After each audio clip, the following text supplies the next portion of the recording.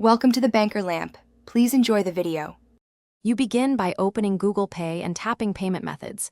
This immediately starts card entry. Tap Add Credit or Debit Card, then point your camera or type the 16-digit number, expiration, and CVC. Once done, make sure the billing address matches your card issuer records and confirm your phone number if prompted.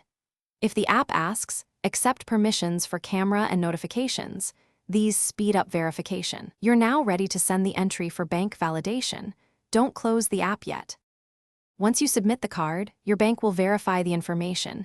Expect an SMS code, an email link, or a prompt inside your banking app. You enter the code or follow the link. This proves you own the card.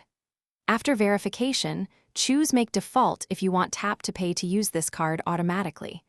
Make sure your phone's NFC is on and the screen unlock method is active. Google Pay requires an unlocked screen to authorize contactless payments for security.